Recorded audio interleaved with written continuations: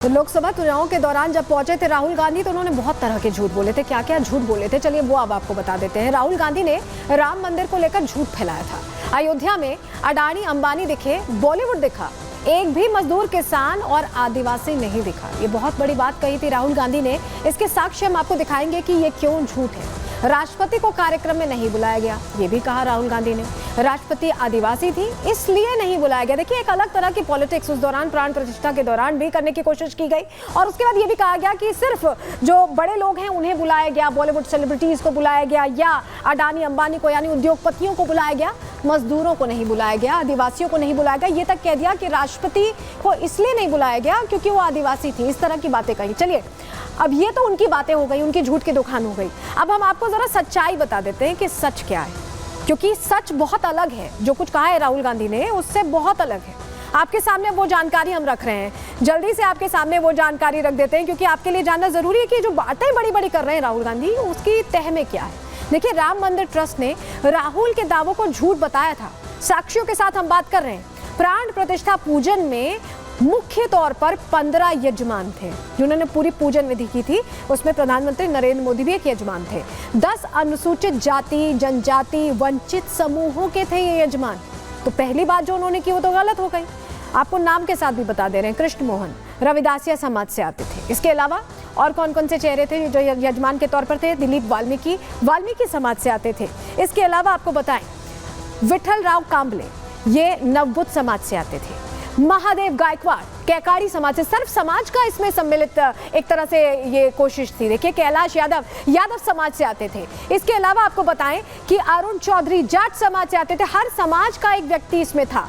रामचंद्र घराड़ी भील जनजाति से आते थे। इसके अलावा राम कोई जेमी असम की जनजाति समाज से आते थे। तो ये वो नाम है जो सच्चाई बता रहे हैं, जो राहुल गांधी को आईना दिखा रहे हैं। काशी के डोम राजा परिवार से अनिल चौधरी को भी इसमें इंक्लूड किया गया था। ये वो नाम है। ये बता रहे हैं कि जो कहा जा रहा है ना कि आदिवासी को नहीं बुलाया और किसी को नहीं बुलाया, ये तमाम वो नाम है। लिंगराज, बसवराज, अप्पा, वीरशैव कम्युनिटी से आते थे। तो ये वो नाम है। आपको अब चलिए अब तस्वीर बुला देते हैं, क्योंकि अब ये कह रहे हैं राहुल गांधी की सिर्फ अडानी अंबानी को बुलाया गया, बॉलीवुड सेलिब्रिटीज को बुलाया गया। तो तस्वीर आपके लिए देखना बहुत जरूरी है, क्योंकि खुद प्रधानमंत्री नरेंद्र मोदी ने किसी से मुलाकात नहीं की अडानी अंबानी से, लेकिन जिन्होंने श्रमदान किया था उनका सम्मान देखिए कैसे किया जा रहा है। ये वो लोग हैं जिन्होंने राम मंदिर की जो परिकल्पना है उसे सच किया था, उन पर पुष्प वर्षा करके।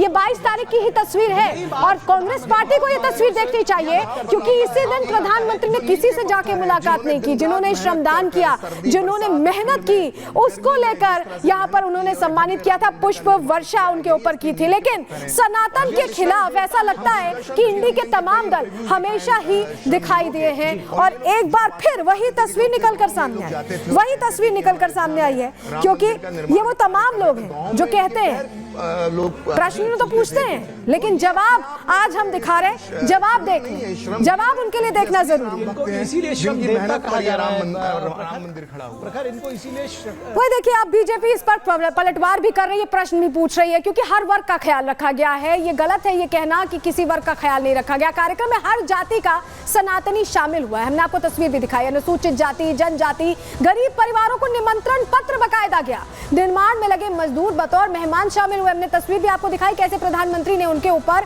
पुष्प वर्षा की। मजदूरों पर 150 श्रेणियों के 7000 लोगों को निमंत्रण भेजा गया था। संत थे, राजनेता, व्यवसायी, खेल जगत के लोग, तमाम लोग, कला जगत, कवि, लेखक, साहित्यकार सभी शामिल हुए थे।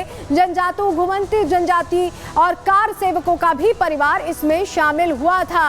यानी आप समझ लीजिए कि सबको लेकर यहाँ पर इस उत्सव को मनाया गया था, क्योंकि 500 सालों का जब सपना पूरा हो रहा था तो ये अपने आप में बहुत बड़ी बात है। और इसीलिए बीजेपी कह रही है कि कांग्रेस की राजनीति बस इसी के आसपास घूमती रहती है। उनके पास ना जवाब होते हैं देने को, ना सही तरीके से प्रश्न पूछने को होते हैं। सुनिए जरा। गांधी का दिमागी दिवालियापन है। राहुल गांधी का परिवार ने 50 साल तक भारत को लूटा।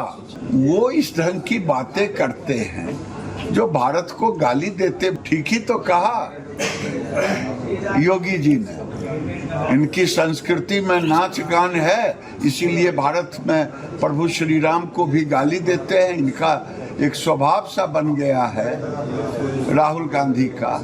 खुद नचनिया गगनिया है, इनकी संस्कृति क्या है? अगर राम मंदिर के प्राण प्रतिष्ठा में किसी को डांस पार्टी डिस्को पार्टी नज़र आएगा, अगर हिंदू में कोई हिंसक नज़र आएगा, अगर द्वारका में नाटक नज़र आएगा, अगर मंदिर जाने वालों में मोलेस्टर नज़र आएगा, अगर कृष्ण जी जो अर्जुन को पाठ सिखाते गीता का उसमें जिहाद नज़र आएगा, अगर हिंदू में टेरर नज़र आएगा, तो किसी को राहुल गांधी में फैंटम नज़र आएगा।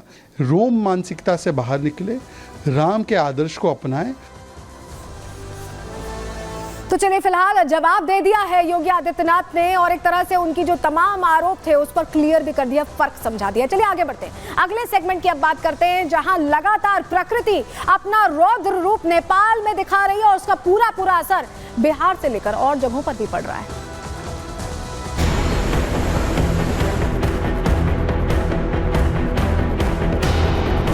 मुख्यमंत्री जी ने जो प्रभावित इलाके हैं उन क्षेत्रों में राहत कार्य युद्ध स्तर पर चलाने का निर्देश दिया है।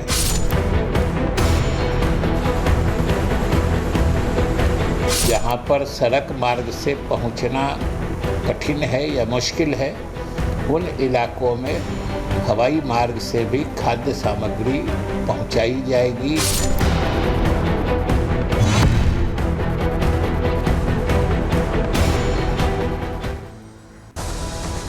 और चलिए बात बिहार की करें, जहां आपको बताएं कि नेपाल में जो आफत की बारिश हो रही है उसका सीधा असर अब बिहार पर पड़ता दिखाई दे रहा है, क्योंकि अगर आप ज्योग्राफिकल पोजीशनिंग देखेंगे तो नेपाल ऊपर है और ठीक नीचे बिहार है। ऐसे में जो जलस्तर वहां बढ़ रहा है उसका आफ्टर इफेक्ट हम बिहार में देख रहे हैं और बिहार में करीब 13 ऐसे इलाके हैं जो बुरी तरह से यहाँ जल प्रलय से प्रभावित दिख रहे हैं। नेपाल में जो बारिश हुई है उससे हालत यहाँ खराब होती दिखाई दे रही है। 2008 जैसी तस्वीरें अब बिहार में दिखाई दे रही हैं, जहां लोग त्राहिमाम कर रहे हैं, घर बहे जा रहे हैं पानी के तेज बहाव में, सब कुछ पानी अपने साथ लेता चला जा रहा है और हर तरफ तबाही का मंजर बिहार में नजर आ रहा है। ऐसा हम क्यों कह रहे हैं, आपके सामने जानकारी चलिए जल्दी से रख देते हैं। देखिए, बिहार में जिस तरह के हालात है, नेपाल में दरअसल बारिश हुई है और उसके बाद बिहार के 12 जिले बदहाल हो गए, बुरी स्थिति में आ गए, क्योंकि यहाँ पर दरभंगा, सीतामढ़ी, बेतिया, बगहा सब जगह बाढ़ का कहर देखा जा रहा है। बाढ़ आ गई है। 24 घंटे में बिहार के ऐसे 7 तटबंध हैं जो टूट गए हैं। जी हाँ, पानी के बहाव में टूट गए। दरभंगा में देर रात टूटा कोसी नदी का बांध, वहीं मोतिहारी में सुगौली में बना रिंग बांध टूट गया और इसके चलते ही पानी और तेजी से आगे बढ़ने लगा। सीतामढ़ी में बागमती नदी का रौद्र रूप देखा जा रहा है, सब कुछ अपने साथ बहा ले जा रही है नदी। शिवहर में भी बांध टूट गया है। बांध टूटने से 30 गांव पर संकट खड़ा हो गया है, पानी हो गए ये 30 के 30 गांव। सुपौल, बगहा, बेतिया, सहरसा के सैकड़ों घर ऐसे में पानी में डूबते दिखाई दे रहे हैं। सुपौल के लोग घर छोड़कर दूसरी जगह जाने को मजबूर हो गए, दूसरी जगह ठिकाना उन्हें देखना पड़ रहा है। बेतिया में लोग घर की छतों पर रहने को मजबूर हो गए। ये स्थिति गंभीर स्थिति बन गई है। आप